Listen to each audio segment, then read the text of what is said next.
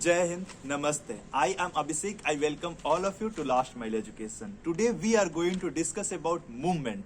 What is movement? लोग बोलते हैं बात बात पर आंदोलन कर देंगे. आंदोलन होता क्या है और कितनी तरीके के आंदोलन होते हैं. 1947 में हम लोग आज़ादी लिए और आज़ादी इतना आसानी से नहीं मिल गया. इसके पीछे बहुत सारे लोग अपने जीवन को सेक्रीफाइस किए और उससे ज्यादा बहुत सारे आंदोलन हुए हमारे देश में. तब जाकर हम लोग आज़ादी को ले पाए और इस आजादी को रखने के लिए भी बहुत सारा आंदोलन करना पड़ता है. आप याद करो इमरजेंसी के टाइम जब जयप्रकाश नारायण गांधी मैदान में आंदोलन कर रहे थे पटना में. आप याद करो दिल्ली में इंडिया अगेंस्ट करप्शन जब मूवमेंट चल रहा था. तो इसके साथ जो किसान अभी जस्ट आंदोलन किए हैं अपने राइट्स के लिए, जो पंजाब और हरियाणा वगैरह के किसान थे. तो फ्रीडम को कायम रखने के लिए आंदोलन जरूरी होता है, मूवमेंट जरूरी होता है. और जहां भी मूवमेंट हो रहा है तो समझो वो डेमोक्रेटिक कंट्री है. In China there no one can not do any kind of movement against government. USA में मूवमेंट हुआ था, आप याद करो, ब्लैक मूवमेंट किए थे व्हाइट के अगेंस्ट. जब उनको डिस्क्रिमिनेट किया जा रहा था, उनको इवन सीट पर बैठने नहीं दिया जा रहा था. There are so many different movements happen in the different countries. I am not able to recall all the movement, but yeah, these are the sum of the movements. So what is movement? First discuss about this. Collective attempt of a group of people to change the government policies. Government के जो policies हैं उसको change करने के लिए जब बहुत सारे लोग इकट्ठा आते हैं, एक साथ आते हैं, तो दैट इज कॉल्ड मूवमेंट. ठीक है. The first you can see political movement होता है हमारे देश में. 1947 में पॉलिटिकल मूवमेंट हुआ. उसके बाद बहुत सारे इकोनॉमिकल मूवमेंट होते हैं, जैसे कि 1991 में एलपीजी जो हुआ, लिबरलाइजेशन, प्राइवेटाइजेशन, ग्लोबलाइजेशन. इससे क्या हुआ, हमारा इकोनॉमी खोला गया, देश के इकोनॉमी खोला गया. उसमें क्या हुआ कि अदर कंट्रीज के अदर कंपनीज भी आकर हमारे देश में इन्वेस्ट कर सकती हैं. तो that is called LPG. Unfortunately educational movement बहुत कम हुआ है हमारे देश में. कुछ गिने चुने लोग ही एजुकेशनल मूवमेंट को आगे बढ़ा पाए हैं. जैसे कि आप याद कर लो, बंगाल से बहुत ज्यादा हुआ है. स्वामी विवेकानंद, ईश्वरचंद विद्यासागर, उसके बाद महर्षि दयानंद सरस्वती, उसके बाद भी 2-4 लोग हुए हैं, राजा राम मोहन राय और भी कुछ लोग हैं. तो ये सारे मूवमेंट्स होते रहते हैं. तो मूवमेंट इसी को बोलते हैं जब एक आदमी, 2 आदमी या बहुत सारे आदमी एक बड़ा सा चेंज लेकर सोसाइटी में जाए और उसके साथ बहुत सारे लोग आ जाएं और गवर्नमेंट के अगेंस्ट हो जाए कुछ पॉलिसीज पे, उसको रिफॉर्म करने के लिए और रिवोल्यूशनाइज करने के लिए. अब यहाँ पे रिफॉर्म और रिवोल्यूशनाइज 2 वर्ड आया. तो what is the difference between revolution and reformation?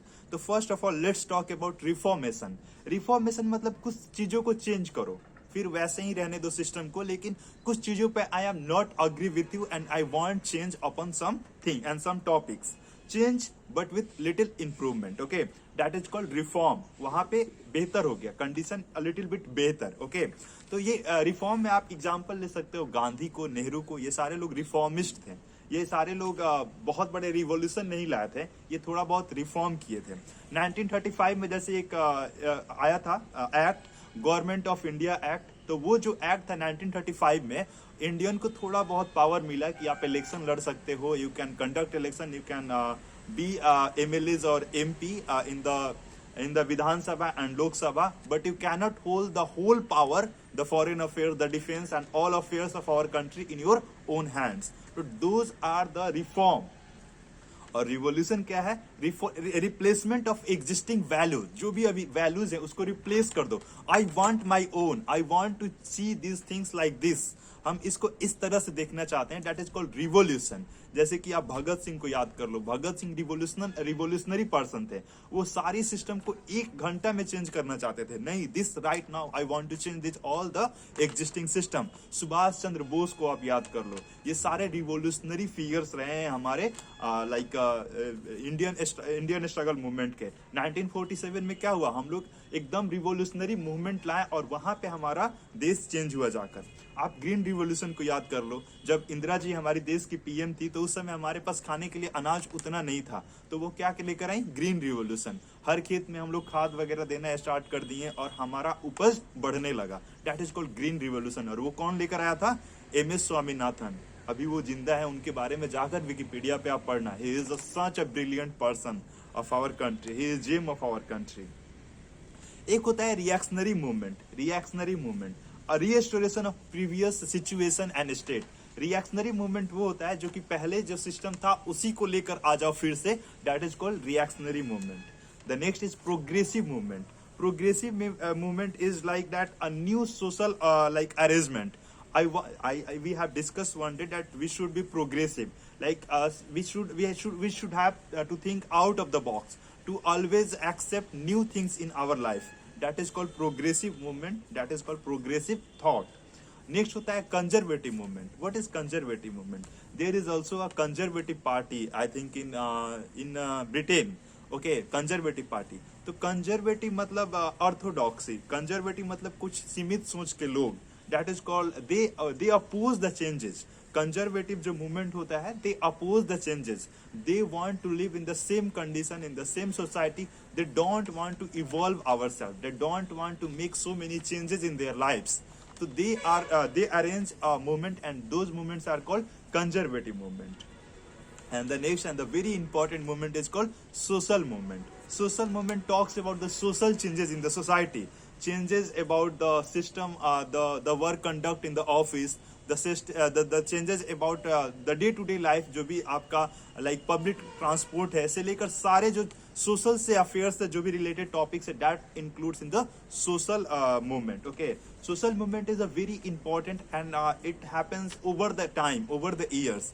ये 2-4 दिनों में, 10 दिनों में, 2-4 महीनों में नहीं होता. ये बहुत इसमें टाइम लगता है और इसमें बहुत इंटेलेक्चुअल्स लीडर्स लगते हैं. आफ्टर दैट उनके पर्सनल वैल्यूज मिलते हो उस चेंजेस से. जैसे गांधीज्म जो आया, गांधीज्म मतलब कम चीजों में आप खुश रहो, कम चीजों में आप अपने जीवन यापन को कम करो, minimalism.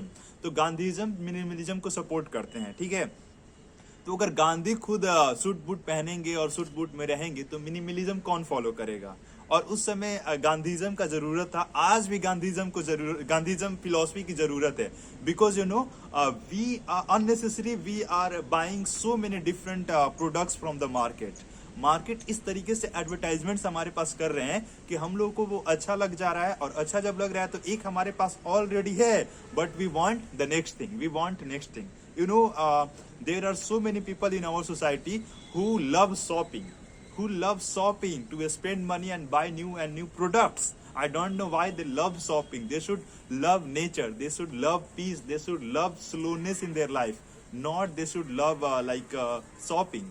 Shopping is such thing like expending money out of your pocket. So this you should not love shopping. You can go for the shopping, but you cannot love shopping.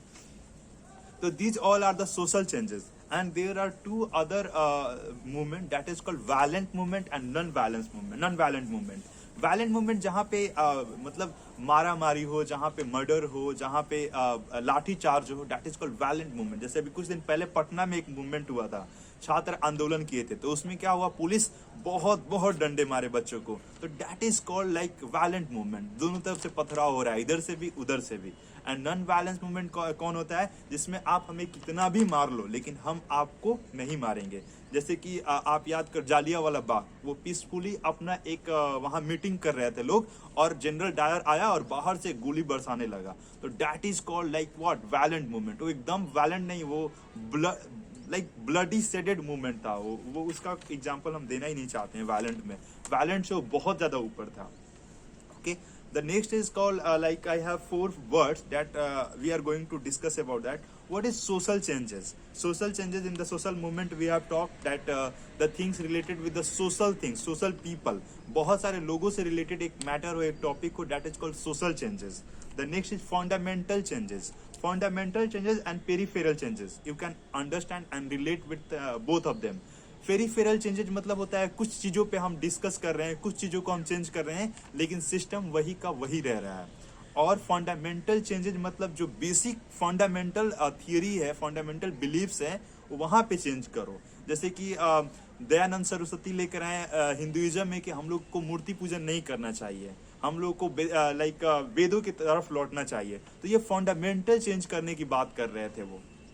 ठीक है. और स्ट्रक्चरल चेंज क्या होता है, structural change होता है dramatic shift in the system. पूरे system को आप चेंज करके रख दो, पूरे सिचुएशन को आप चेंज करके रख दो. जैसे अभी ट्विटर को देखो, इसमें स्ट्रक्चरल चेंज कर रहे हैं. 80%, 90% जो उसमें एम्प्लॉय काम करता है उसमें से एलन मस्क सबको हटा दे रहे हैं, सबको निकाल दे रहे हैं. तो वो अपने कंपनी में स्ट्रक्चरल चेंज लाने की बात कर रहे हैं. पूरे कंपनी के फंडामेंटल को सेम रखना चाहते हैं, लेकिन स्ट्रक्चर को चेंज कर देना चाहते हैं. So that is called a structural change. It can happen in the country, in the economy, in the market, or in the education also, in the company also. So these all are the things that I wanted to discuss with you. I hope you understand, and I hope you continue your classes. And thank you so much for listening this video till yet. You can share the video, subscribe the channel, and like the video. Jai Hind, Jai Bharat.